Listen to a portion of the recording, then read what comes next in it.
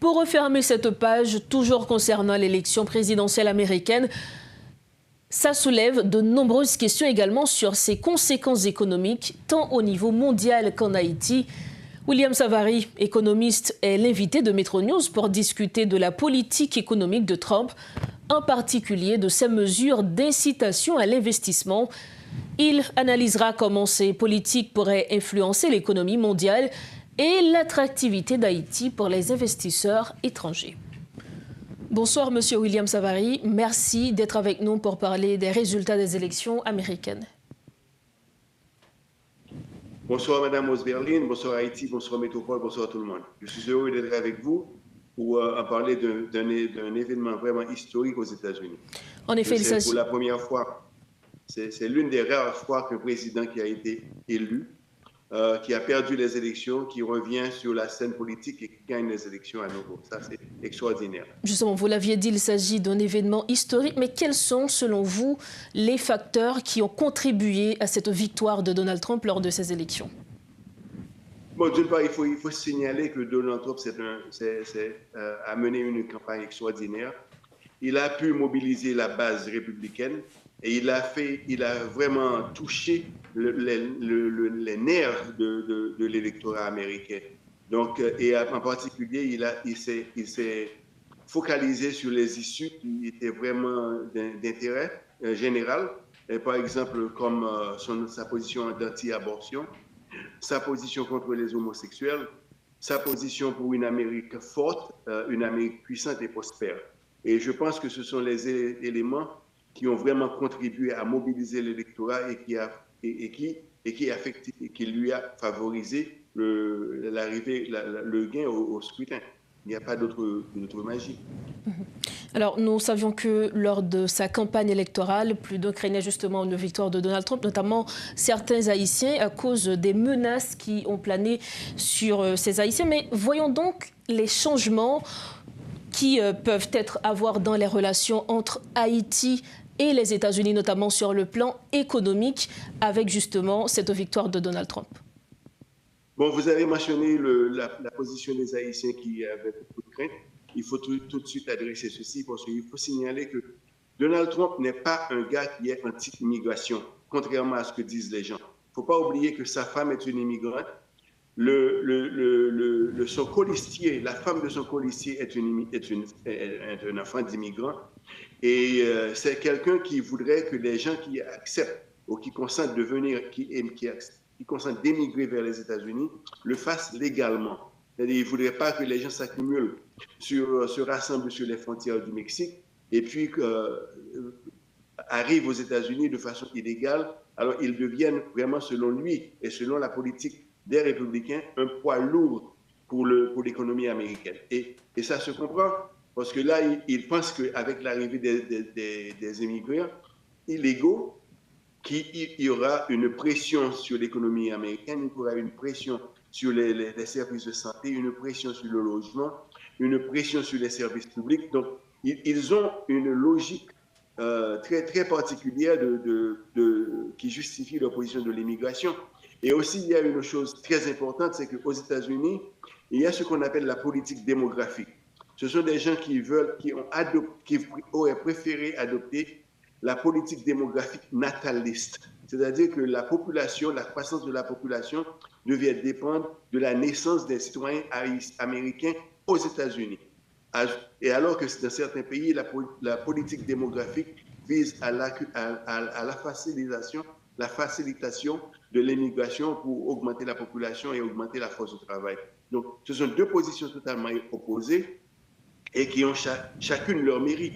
Donc, parler de la politique américaine de l'immigration sans faire allusion aux raisons pour lesquelles ils sont contre l'immigration illégale, c'est ne pas leur faire justice. Maintenant, que peut-on attendre justement sur le plan économique pour les relations entre Haïti et les États-Unis, notamment en considérant le plan économique de Donald Trump?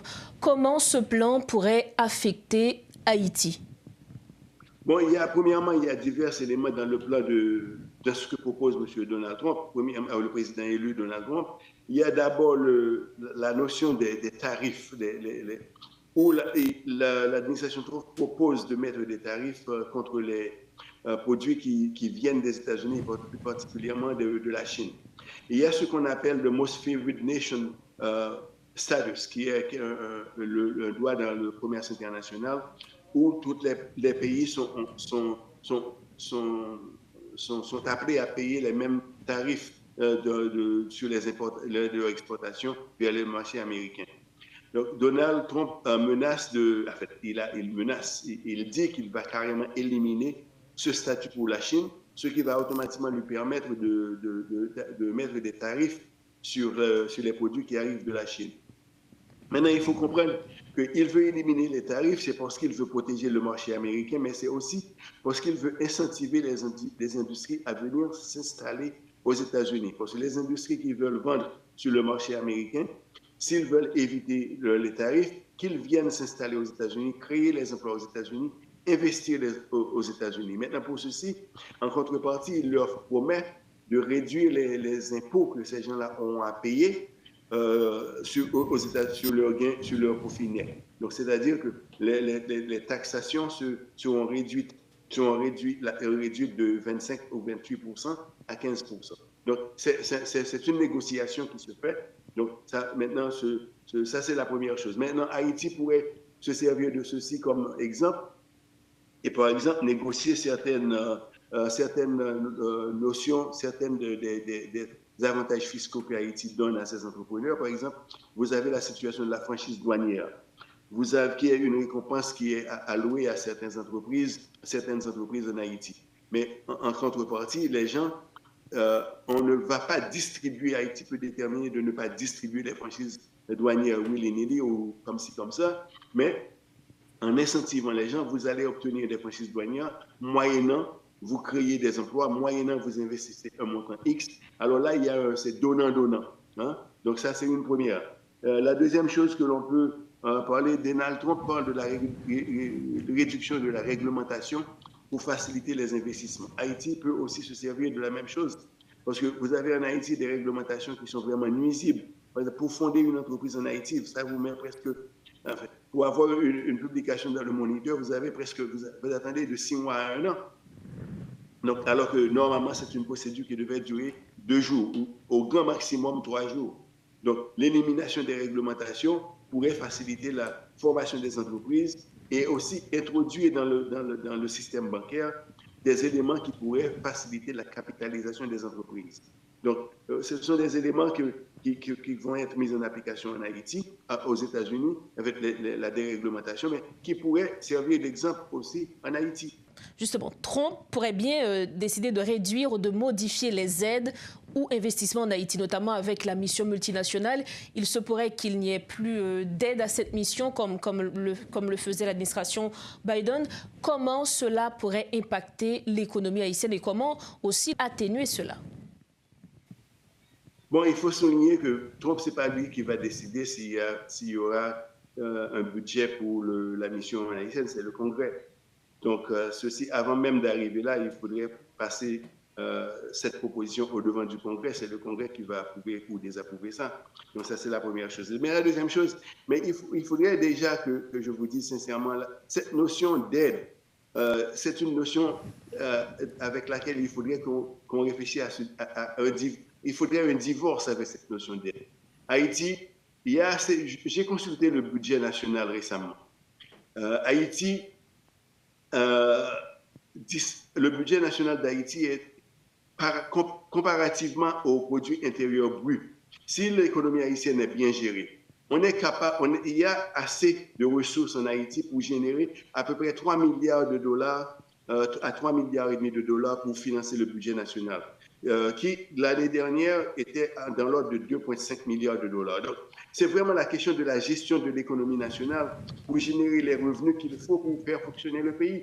Donc, pour cela, il faut réfléchir à ce qu'il faudrait faire et non pas aller au-devant de l'international avec un chapeau en main et quémander. Parce qu'il y a les ressources qui existent dans le pays, la capacité du pays, la force de travail du pays, les ressources du pays.